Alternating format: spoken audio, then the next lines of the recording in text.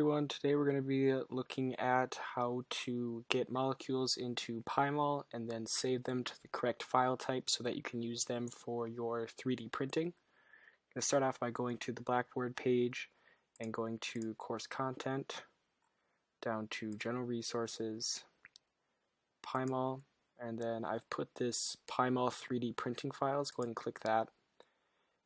And from here, you're going to get this download for this WRL to stl.zip. Save that to somewhere that you're going to know where you're going to be able to find it, because we're going to need it later. So I already have that here. Next thing you want to do is going to PyMOL.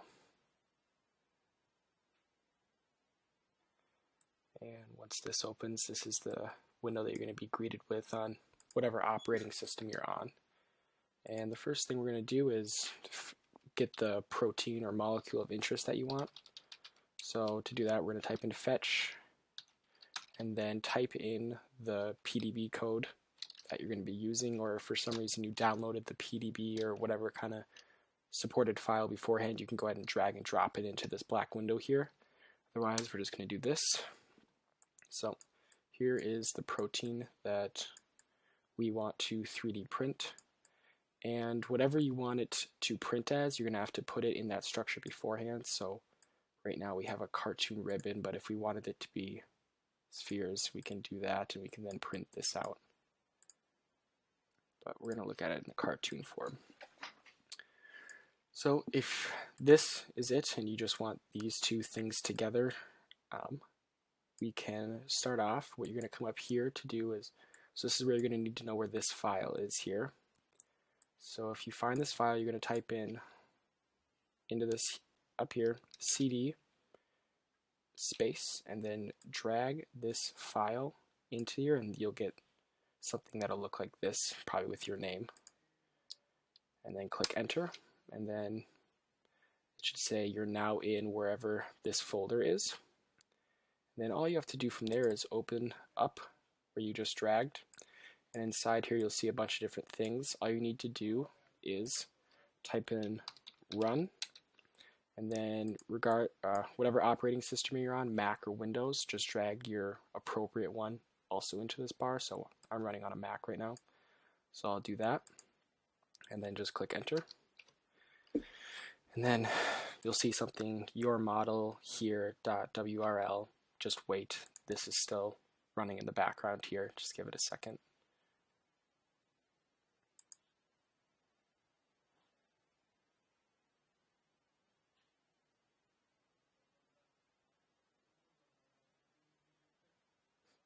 Might take a little bit.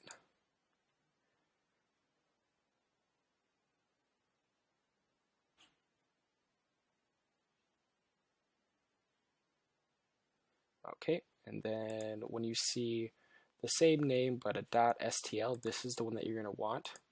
And then you can just name it whatever you want. I just have it as a space filler, your model name here. And then if we open this, and this is the outputted file. So it's basically like you're looking at PyMOL, but this file is 3D printing ready to go. So if this is all you really need, you can probably stop watching the video here. I know you guys are going to have to show two molecules interacting, so just a little bit more in depth with PyMOL over here. So here are, so right here we're going to have me currently.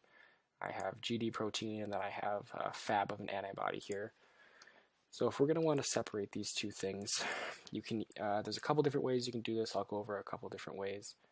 For instance, we can select chains. So for my antibody, let's see. So if you want to know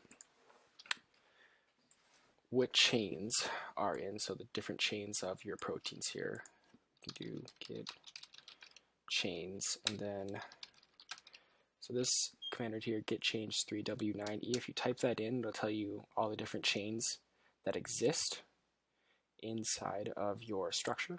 So for instance, if we want to do, so just short for select and then chain, we'll do A plus B, so that I'm selecting both A and B. So now you see this light up here. This means that I'm just selecting A and B, and this chain C right here is not being selected. So just so we don't lose this, we're going to action. We'll just rename this to AB antibody. So then if we actually click off it or anything, we don't have to type in the select, we just have that there. And to get these two disconnect from one another, if you want to not print these kind of connected, what we're going to want to do is action, and then we're going to do this extract object down here. So right now antibody selected, action, extract object. And it won't look like anything just happened, but you'll notice that you'll have this new object here, and if you click it, it'll get rid of that. So from here, if you go to action again, and you do drag matrix, on a Mac right now, I'm using a mouse, not a trackpad. But after you click that drag matrix, you'll know that you're still dragging it down here. If you hold shift and click the mouse wheel, you'll be able to drag this protein away, so now that they're no longer connected.